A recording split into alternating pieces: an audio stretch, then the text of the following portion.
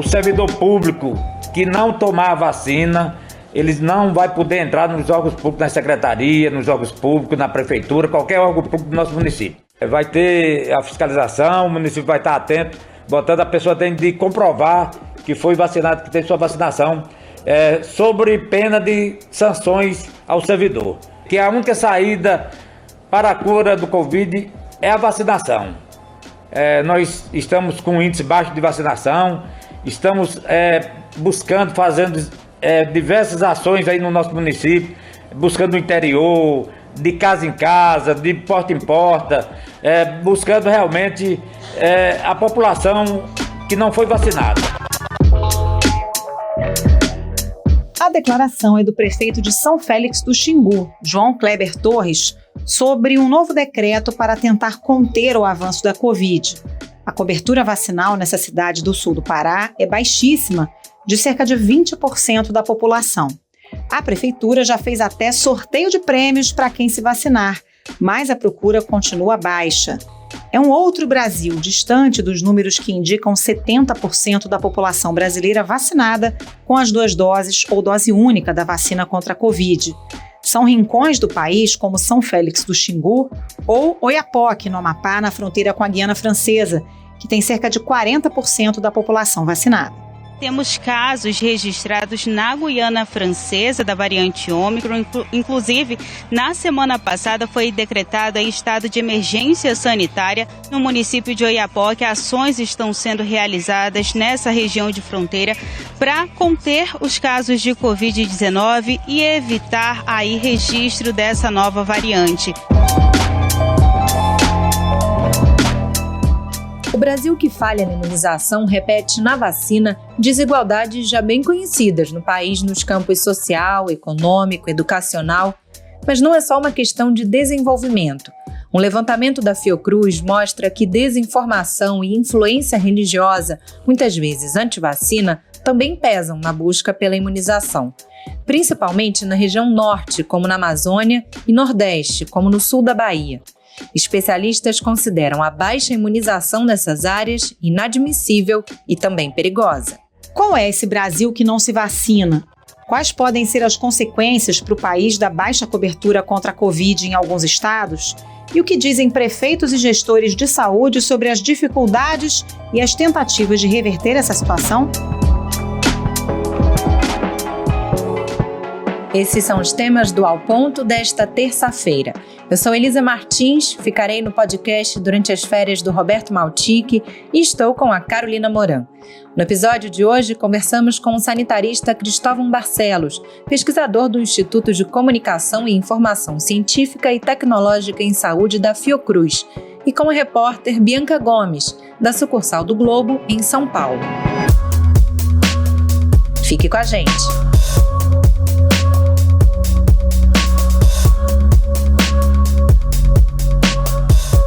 Professor Cristóvão Barcelos, o Brasil tem hoje quase 70% da população vacinada com as 2 doses contra a Covid.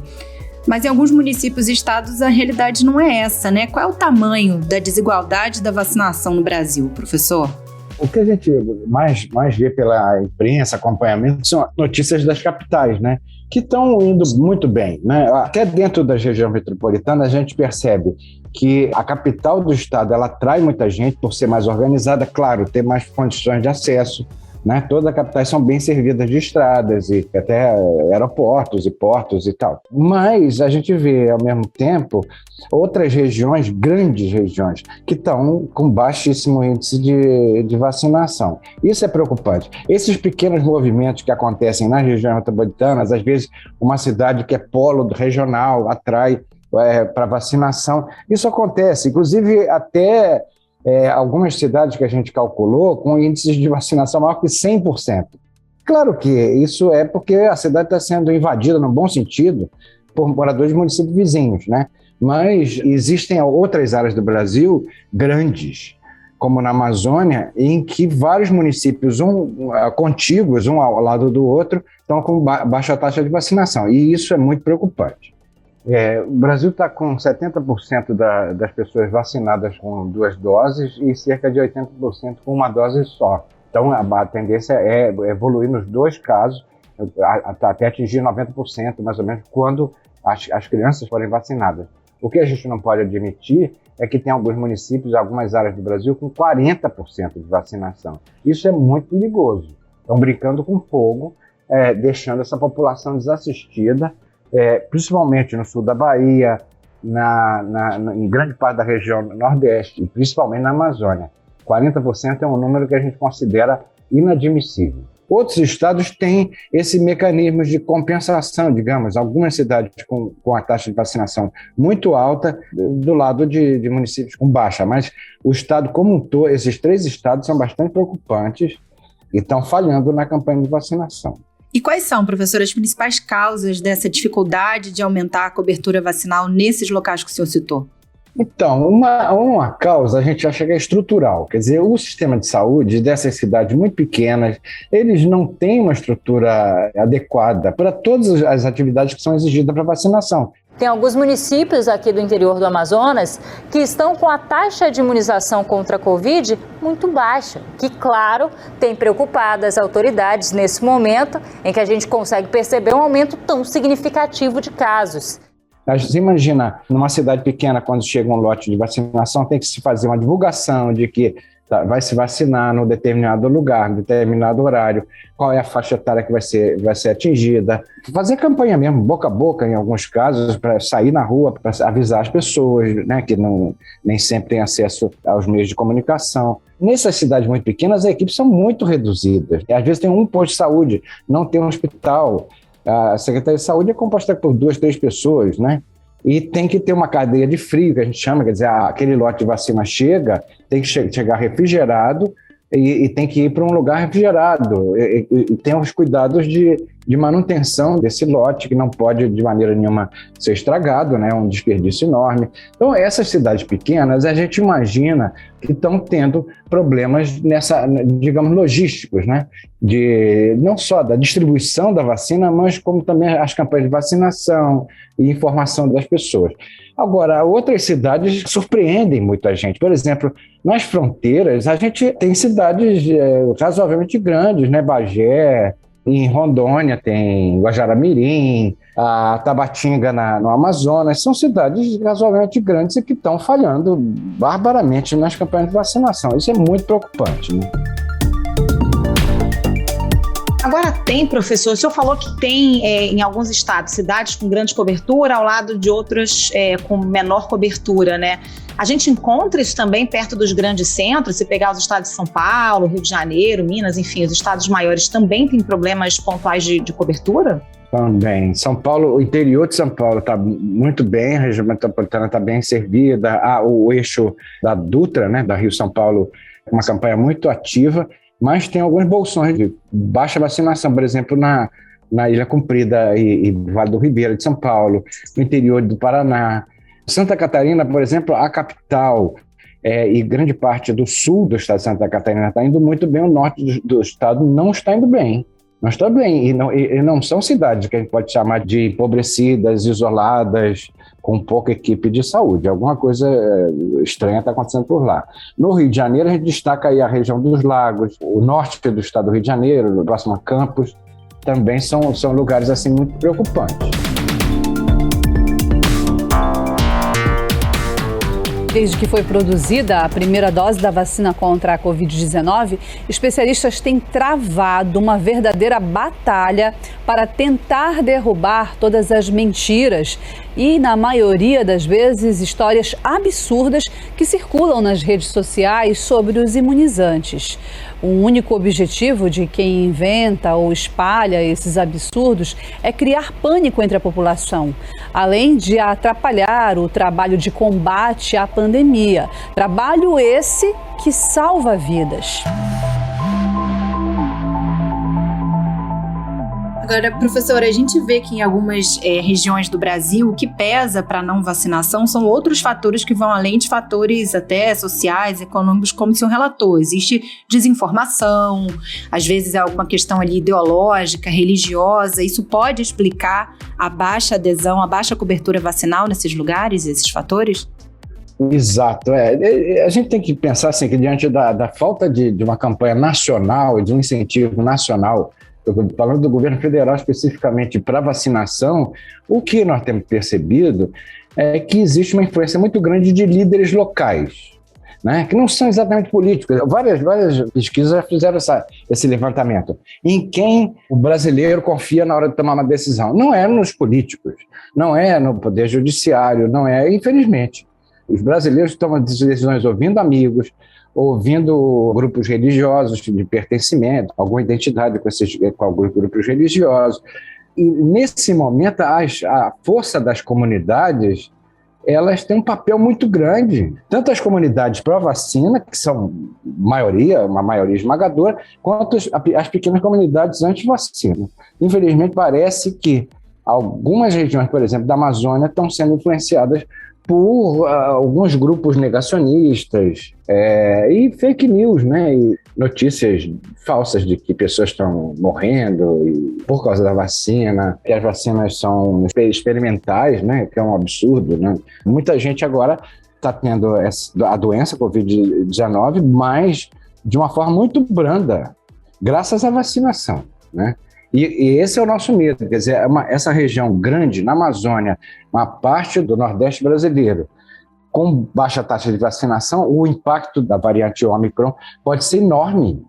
Uma coisa é adquirir a doença, se infectar entre pessoas vacinadas, outra coisa é essa doença em não vacinados. Isso é muito preocupante e isso pode causar uma nova onda com um grande impacto na Amazônia e em algumas áreas do Nordeste. Professor, para além dessa consequência de mais curto prazo, né, claro que essa onda da Ômicron vai atingir mais fortemente as áreas com baixa cobertura vacinal, quais podem ser as consequências disso a mais médio e longo prazo? Se a gente tem um país com tanta desigualdade, quem mora em estados com maior percentual de vacinação também acaba sendo afetado diretamente pelo fato de ter num outro estado uma baixa cobertura vacinal, podem surgir novas variantes, por exemplo? Exatamente. A nossa infeliz memória do colapso que aconteceu na Amazônia, principalmente em Manaus, se a gente lembrar, Manaus estava durante esse período de colapso, em janeiro, fevereiro de 2021, Manaus estava importando muitos casos, né? A cidade produzindo, infelizmente, muitos óbitos e muitas internações, mas uma grande parte das pessoas que chegavam a Manaus já chegavam em estado bastante grave, não encontravam leito ou encontravam leito sem oxigênio, né? Isso é uma grande tragédia que, infelizmente, pode se repetir, por exemplo, num estado como Maranhão, que tem a capital vacinada e a região metropolitana com uma parte das pessoas vacinadas, mas o interior não. Belém do Pará, uma cobertura de vacinação bastante razoável, mas o interior não. Esses casos graves de Covid-19 podem chegar a essas capitais, Manaus, Belém, São Luís, Fortaleza, e causar um novo colapso do sistema de saúde. Além disso, muitas dessas cidades com baixa vacinação estão localizadas em área de fronteira. Então, são possíveis rotas de entrada de novas variantes no Brasil. São lugares onde as populações já têm uma mobilidade muito grande, é muito fácil, muitas vezes, passar a fronteira de um lado para o outro, e ter desenvolvimento, a geração de novas variantes da Covid-19, como aconteceu já na Amazônia. A P1, como foi chamada, tem pelo menos 20 alterações, 10 delas na proteína spike, o espinho que o coronavírus usa para se ligar à célula humana. Por isso, contamina mais. São locais estratégicos. A gente fala muito do controle de entrada de viajantes em aeroportos, mas pouca gente está falando da questão das fronteiras, né? E, infelizmente, nós temos uma porta de entrada escancarada, aberta, sem nenhuma maneira de proteção da população local e aonde pode dar origem a uma nova onda. Para a gente fechar, professor, com base em todos esses dados que vocês conseguiram gerar, né, e traçar esse panorama, o que é urgente ser feito por parte do poder público para reverter essa situação, diminuir esse abismo aí dos números de vacinação entre as diferentes regiões do país? Primeiro, uma campanha realmente séria de incentivo à vacinação, né? A gente, infelizmente, vê um boicote. Há pouco tempo agora foi emitida uma nota dentro de uma parcela lá do Ministério da Saúde falando mal de vacina. Isso é inadmissível. O Ministério da Saúde contrariou a comunidade científica e a Organização Mundial da Saúde. Defendeu que medicamentos sem eficácia comprovada contra a Covid funcionam e que a vacina não. O posicionamento está no documento do Ministério, que rejeitou uma recomendação técnica para banir o kit Covid do SUS. O Ministério da Saúde tem que assumir, como em várias outras doenças já assumiu, o papel de incentivo às medidas de prevenção e proteção. Segundo lugar, um maior apoio logístico, digamos. Tem muitas cidades da Amazônia, por exemplo, mesmo no Nordeste, que são de difícil acesso. Quer dizer, o transporte lá, se depender do transporte modal, o transporte mais usado nessa região, muitas vezes algumas cidades são atingidas somente por barco. Às vezes 2 dias, 3 dias para chegar numa cidade dessas, do interior da Amazônia, em barco. Precisa de helicóptero, precisa de barco rápido, e as Forças Armadas podem ajudar, por exemplo. Essa logística de um bem como a vacina, que é caro, que é frágil, que precisa o tempo todo de refrigeração, precisa ser apoiada por algum meio de transporte mais rápido e mais direcionado para essas cidades de interior.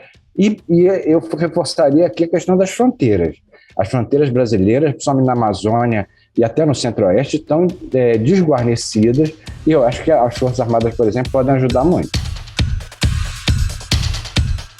Professor Cristóvão Barcelos, muito obrigada pela participação. Bom trabalho aí para o senhor. Obrigada, professor. Um abraço. Muito obrigado a vocês. Parabéns pelo trabalho de vocês todos aí.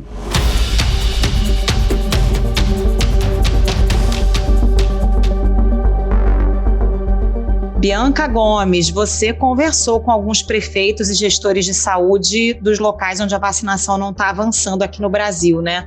Qual o relato que eles fazem? Quais são as principais dificuldades? Por que essa vacinação está emperrada em alguns estados? Um grande desafio que foi relatado pelos prefeitos e secretários de saúde é a questão da desinformação, né? Embora a vacina seja eficaz, a gente esteja vendo isso agora na prática, né? Com o avanço da Ômicron e poucas mortes no país, ainda há muita fake news sobre os efeitos colaterais nesses rincões do país, né? Então, os prefeitos e secretários até deram alguns exemplos de discursos que eles ouvem ali no dia a dia. Tem gente que diz que vacina já matou dezenas de pessoas, que é mentira, a gente sabe, né? Que é só um experimento, que quem tomar vai para o inferno. Então, são discursos que se repetem nessas cidades, e os prefeitos têm dificuldade de combater. A mensagem diz que pessoas que foram vacinadas com vacinas de RNA mensageiro, como a da Pfizer, não poderão andar de avião por conta do risco de coágulo sanguíneo. Mas isso não é verdade, isso é fake. E além da questão da desinformação, a gente tem um problema da distância, né? Em Borba, que é o município do Amazonas, a última comunidade deles leva 6 horas de viagem para chegar, né? Então é uma viagem cara de R$20 mil. E não é só essa comunidade, né? Tem outras ribeirinhas indígenas que também só têm acesso de barco. E a gente tem que lembrar que muitos desses municípios são pobres, né? Tem poucos recursos, então esse atraso é quase que inevitável se não tem uma ajuda extra, né? A secretária de Borba, que é a Ângela, ela fala disso. A gente tem um cronograma que ele é bem assim, ele é bem contadinho, a gente precisa seguir ele à risca, porque senão não sobra dinheiro, né? E tem alguns locais também que relataram para a gente a influência de líderes religiosos anti-vacina. É bom lembrar que não é um problema da religião, de uma religião, mas são líderes que dizem para os seus fiéis não se vacinarem. E na maioria dos casos relatados são líderes evangélicos. Bianca, a gente vê que em algumas regiões do mundo o peso desse movimento anti-vacina é muito alto, né? Nessas regiões do Brasil, qual é a influência que elas exercem? É mais ligada à religião? Em algumas regiões específicas, como é que é isso? A gente tem um problema muito grande nas regiões de fronteira, né? São regiões ali que têm um problema de conectividade, e também o município, por exemplo, de Oiapoque, ele faz fronteira com a Guiana Francesa, né? E a Guiana Francesa tem um movimento anti-vacina muito forte. O público da Guiana Francesa não aderiu à vacinação. Isso faz com que uma variante de circulação de preocupação, que é a Ômicron, que está circulando ativamente na Guiana, possa ocasionar uma pressão hospitalar.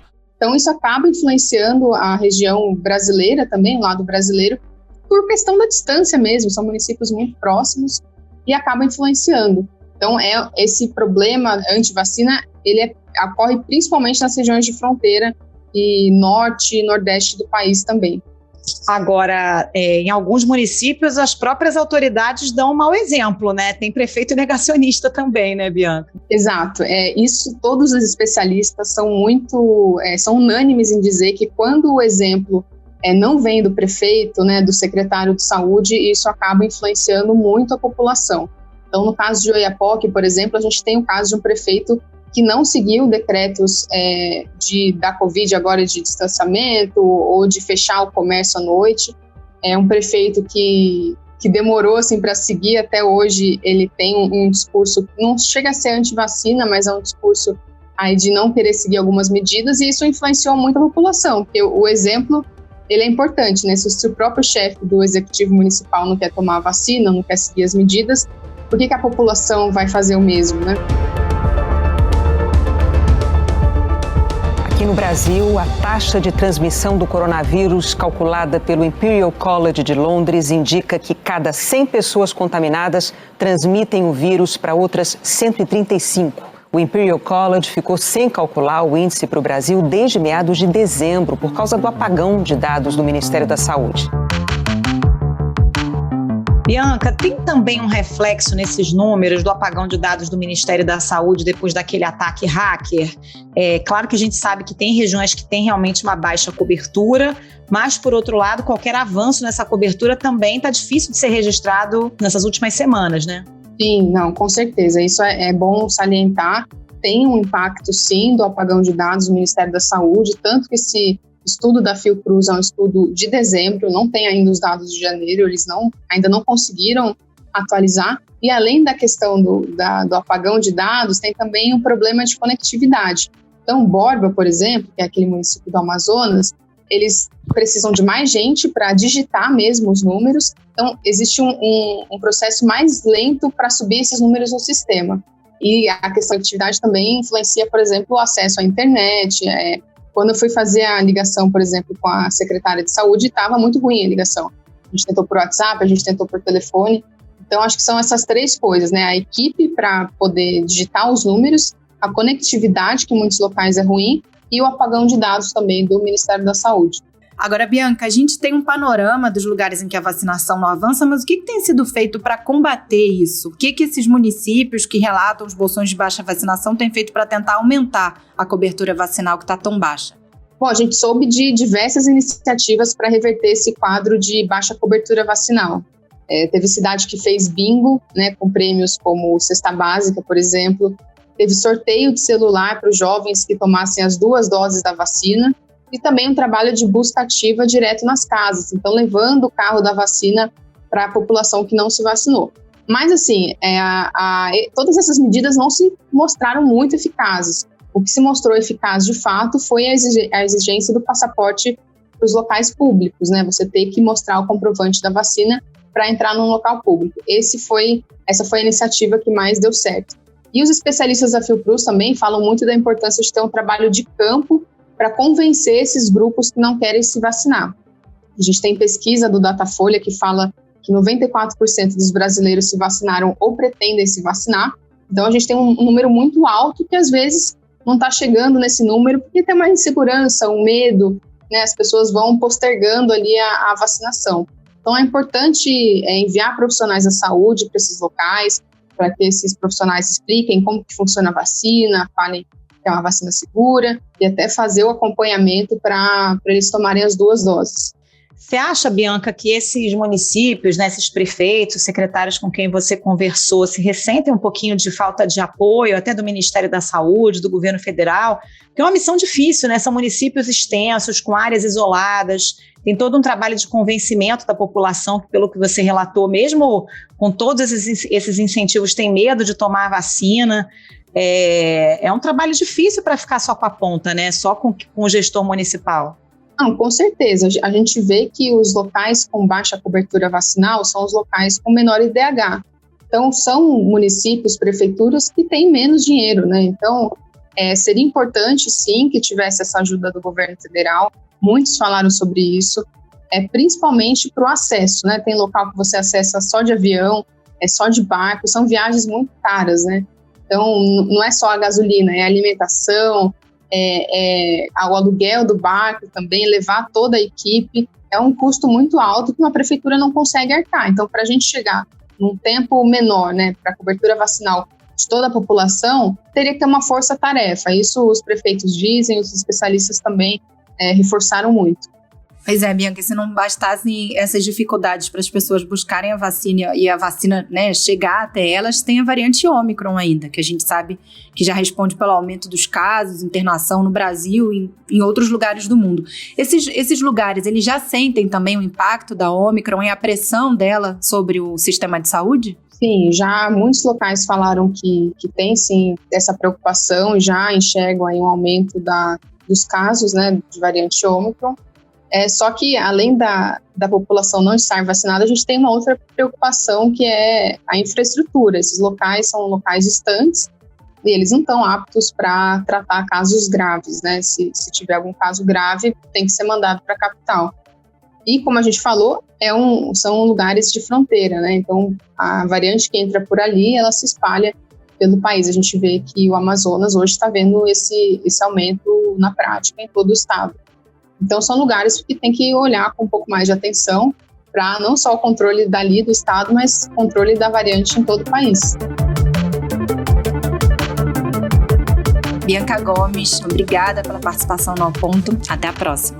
Muito obrigada, Bianca. Um abraço. Obrigada, gente. Foi um prazer. Até a próxima.